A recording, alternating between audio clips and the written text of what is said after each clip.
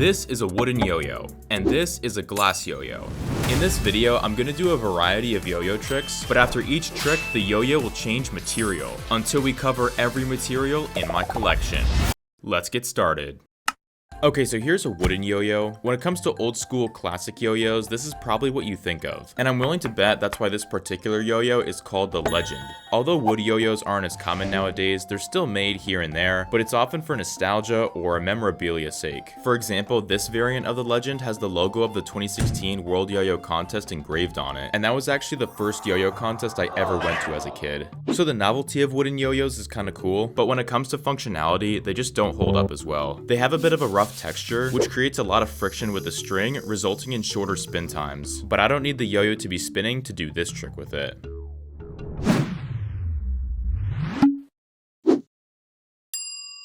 Let's move on to a more modern material like plastic. Plastic yo-yos have a fun, playful vibe, they're durable, and you don't have to put down a mortgage to afford them. And for these reasons, they're typically made for beginner tricks, like this one called the Arrow. But don't get it twisted because some plastic yo-yos can also be made for advanced tricks, like this one called the Arrow. And no, I promise you're not having deja vu, because the way this yo-yo does both types of tricks is because it comes with two different bearings. If you use the narrow bearing, the yo-yo will play responsive for learning beginner tricks. But if you get bored of those and want a challenge, you can swap to the wide bearing, and now it plays unresponsive for learning more advanced tricks. That just goes to show how versatile plastic yo-yos can be, and because they're durable, they make for great pocket yo-yos to have on you throughout your day in case you get bored and decide to throw down this trick called the zipper.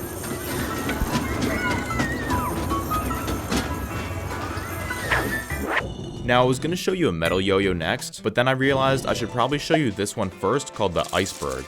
This one's interesting because it's made of two different materials, and these are referred to as hybrid yo-yos. You can see that most of the yo-yo is made of this clear frosty plastic, and the very edge is metal. And aside from these materials helping with the whole iceberg aesthetic, these metal rims add extra weight to the outside of the yo-yo, which gives it a more powerful and stable spin. I'm not exactly sure how putting extra weight there would make it spin better, so I'll let my physics teacher figure that one out. And because this yo-yo is made of two types of materials, I'm gonna combine two types of tricks into one.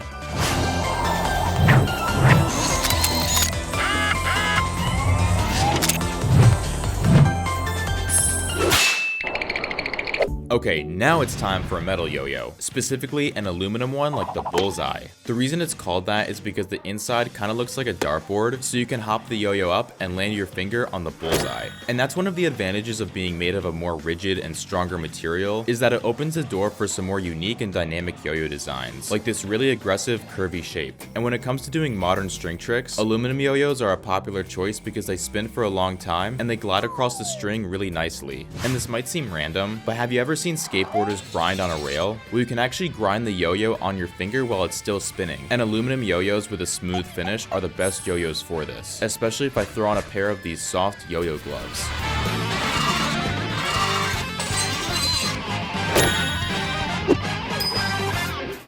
Now there's this one aluminum yo-yo called the Shutter, and it's really popular because it was used to win the World Yo-Yo Contest. But this is the stainless steel version called the Steel Shutter, and you've probably noticed that it's significantly smaller compared to the regular aluminum shutter, especially when you're doing tricks with it. But the reason it's so small is because stainless steel is approximately 3 times heavier than aluminum. So despite the size difference, they actually weigh the same. And playing with this yo-yo is like an illusion, because while it looks really small, it handles like a full-sized yo-yo. And if this yo-yo was any heavier, it would feel like a rock on the string. So because stainless steel yo-yos are pretty much locked at this size, they're not all that common. However, people have found a clever use for them. Have you ever played a video game on hard mode and then switch back to easy mode, and it's not even remotely challenging? Well, some people will practice a trick on a small yo-yo to improve their precision, so when they go back to a full-sized yo-yo, the trick will feel super easy. But I've been using full-sized yo-yos this whole video, so wish me luck on this next trick.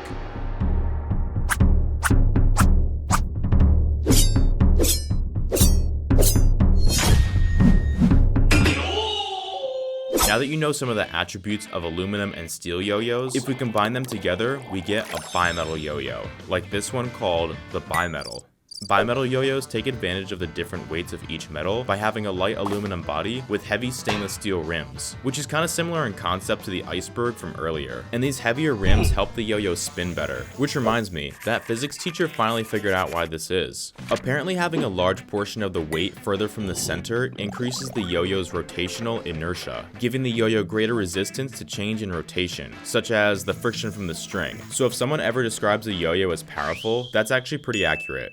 But some bimetals place the steel rings in different spots, like this one that has them on the inside, giving the yo-yo a more nimble feel on the string, or this one that has the steel on the outside but it's pushed closer to the center, giving it a more well-rounded feel. But functionality aside, just having a touch of that shiny stainless steel really makes this yo-yo look so much more professional, because if you were to see someone with a yo-yo like this, you know they mean business.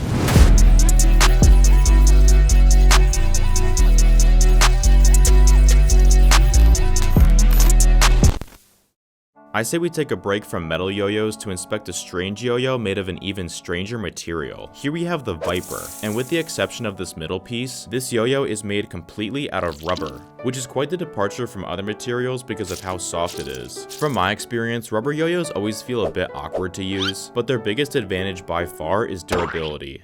But if we're ignoring material, the Viper is a strange yo-yo in and of itself. It has the width of a normal yo-yo, but the diameter is absolutely massive. So I did some research, and apparently this is an off-string yo-yo, and that's a style of trick where the yo-yo detaches from the string. But I don't have much experience with off-string yo-yos, so I timed myself for 30 minutes to learn some tricks, and this ended up being way harder than I thought. But after a few more minutes of practice, here's what we got.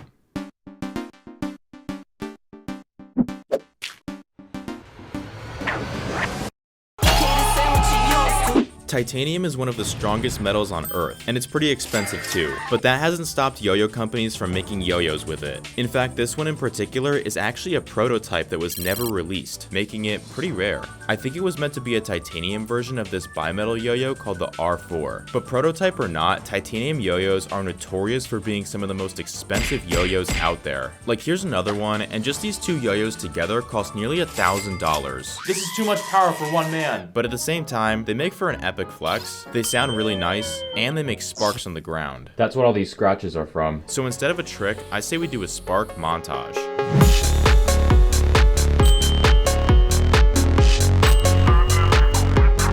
And now it's time for the final yo-yo, which I had to pick up from the post office because in this package is one of the most unusual and unique materials to make a yo-yo with that low-key inspired this entire video, because this is a glass yo-yo. You heard that right, a yo-yo made completely out of glass. This yo-yo doesn't have a particular name because it was actually custom made by my boy LK Glass. Have you ever seen one of those glass blowers where they take molten glass and shape it into something? Well, that's exactly how this yo-yo was made. And yes, it actually works.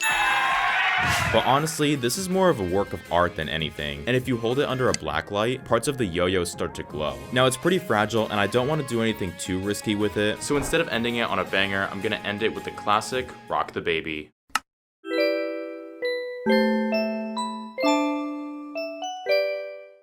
Comment below what your favorite material was, and if you want to give this yo-yo thing a try, I've got lots of yo-yos, including the Arrow, available on my online YoYo shop from the first link in the description. Thanks for watching, catch you on the next one.